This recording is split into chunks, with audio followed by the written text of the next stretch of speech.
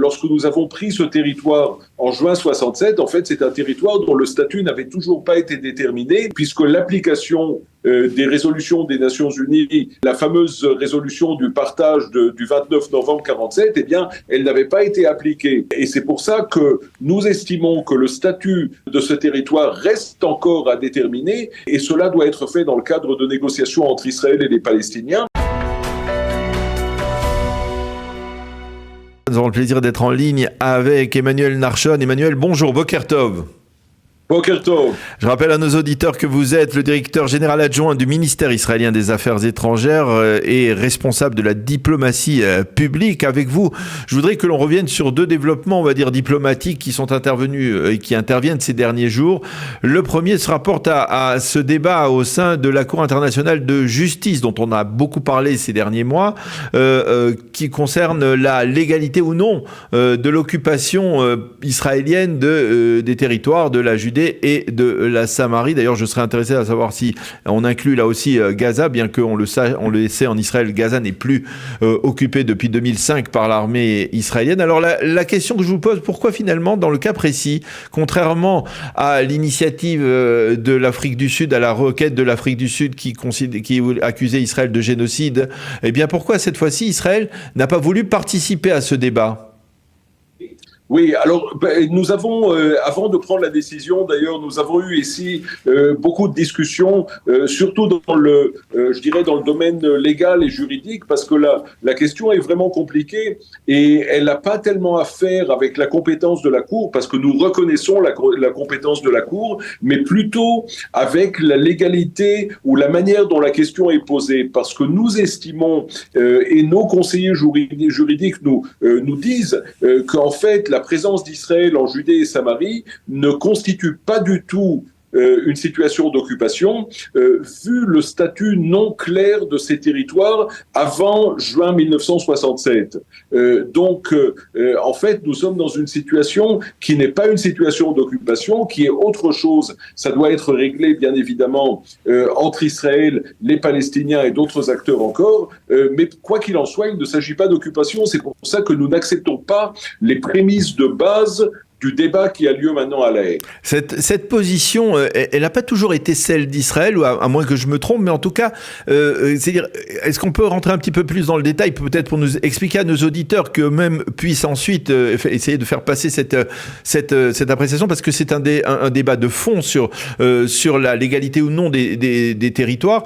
Quel est le positionnement aujourd'hui ? Est-ce que le positionnement aujourd'hui de l'État d'Israël, c'est par exemple fait référence à ce fameux rapport du juge Edmond Lévy qui avait affirmé que finalement le statut des territoires les territoires n'ayant jamais été annexés par telle ou telle puissance ou tel État de droit, eh bien Israël avait le droit lors de la guerre des 6 jours de les occuper et ne peut pas être tenu pour une puissance occupante. C'est de cela dont il s'agit ?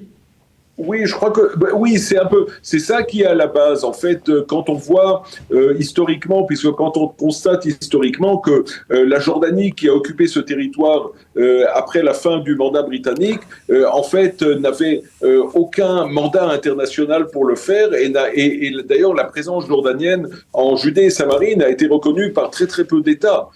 Donc, nous, lorsque nous sommes arrivés, lorsque nous avons pris ce territoire en juin 67, en fait, c'est un territoire dont le statut n'avait toujours pas été déterminé, et puisque l'application des résolutions des Nations Unies, la fameuse résolution du partage du 29 novembre 47, eh bien, elle n'avait pas été appliquée.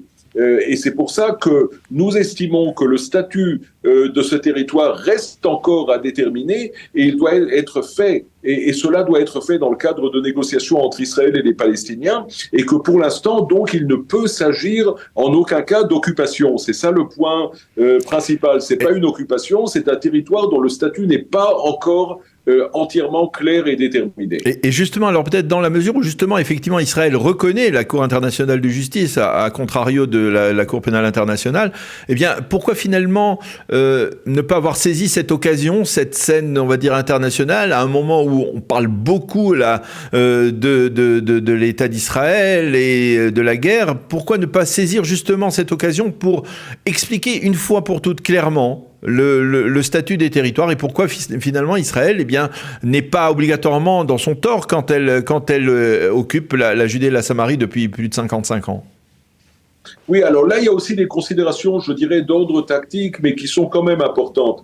Parce que si vous reconnaissez la Cour et si vous présentez votre cas à la Cour et que la Cour le rejette, d'une certaine manière, ça affaiblit votre position juridique. Et c'est exactement ce que nous ne souhaitons pas.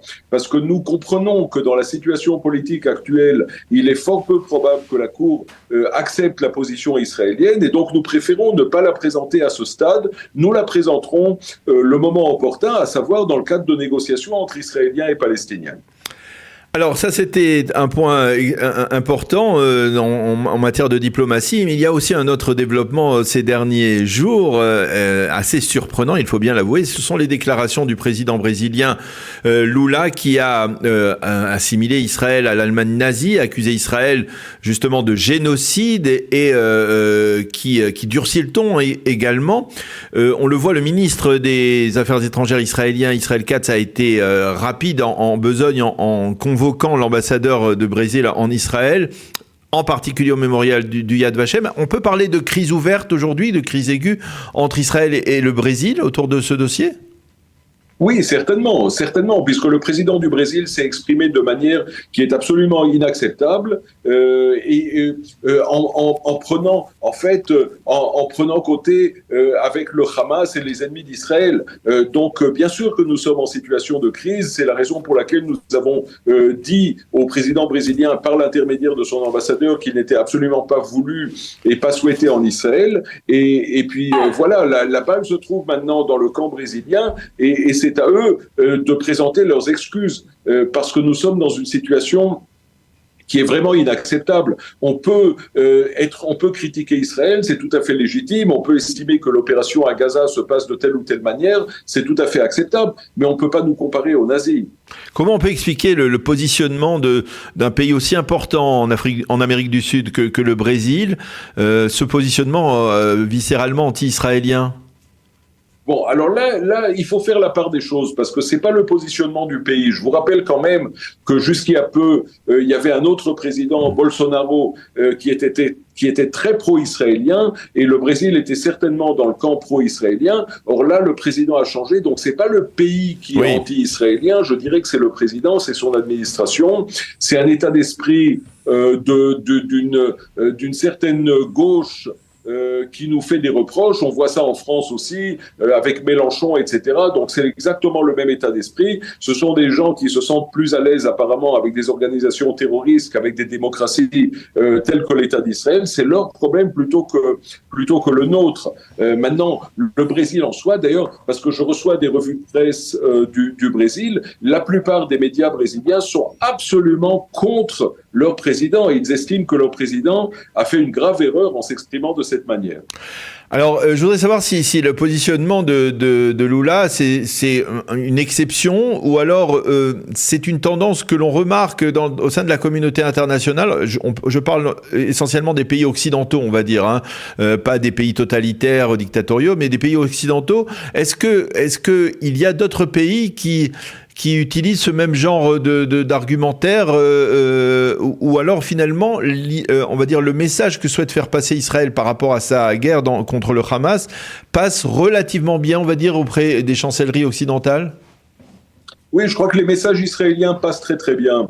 Et en fait, ici aux Affaires étrangères, nous sommes responsables, je dirais, de la légitimité internationale d'Israël et la légitimité internationale de nos actions. Et pour l'instant, je crois que ça se passe très très bien. Quand vous entendez les administrations américaines, françaises, allemandes, britanniques, etc., elles sont tout à fait en notre faveur. Là où quand même ça risque de devenir difficile, et il faut le dire, il faut être clair à ce sujet, c'est l'aspect suivant. En fait, dans le monde occidental, on nous dit « vous avez un feu vert pour détruire le Hamas, mais nous estimons qu'à moyen terme, à court ou moyen terme, il faut contribuer à la création d'un État palestinien, il faut donc aboutir à une solution à deux États. Et ça, c'est quelque chose que notre gouvernement n'accepte pas. Or, c'est quelque chose que la communauté internationale nous demande de manière, je dirais, de plus en plus forte.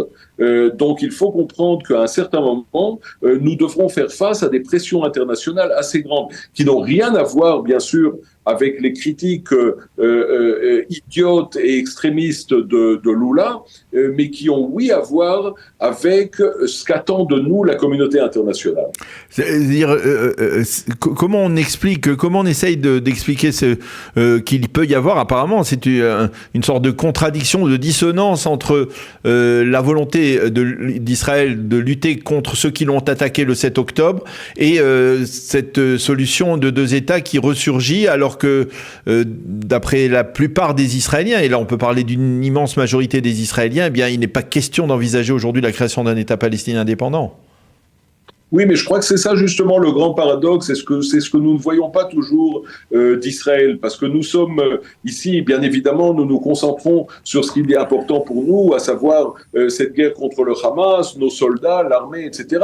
Mais dans le monde, on voit ça de manière différente. Je crois que dans beaucoup de chancelleries, et particulièrement aux États-Unis et dans les pays occidentaux, on estime que le 7 octobre, que cette tragédie du 7 octobre, en fait, doit être la base pour un changement profond et fondamental entre Israéliens et Palestiniens. Le président américain s'est exprimé très clairement à ce sujet, le président français, etc. Ils nous disent clairement, détruisez le Hamas, mais après, ça aboutira sur la création de deux États, avec un État palestinien évidemment, qui doit être un État modéré et qui doit abandonner cette idéologie presque nazie que les Palestiniens ont maintenant par rapport à Israël. Donc il y a beaucoup de chemin, il y a beaucoup de travail à faire, mais c'est la direction que la communauté internationale souhaiterait que nous prenions. Eh bien, Emmanuel Larchon, merci beaucoup d'avoir accepté de répondre ce matin à nos questions donc sur Radio Kalita autour donc de ces sujets d'actualité diplomatique importants, la Cour internationale de justice qui débat de la légalité ou non des territoires et puis le dossier des déclarations du président brésilien Lula. Merci d'avoir été avec nous ce matin. Bonne journée Emmanuel, à bientôt. Merci beaucoup, merci, au revoir.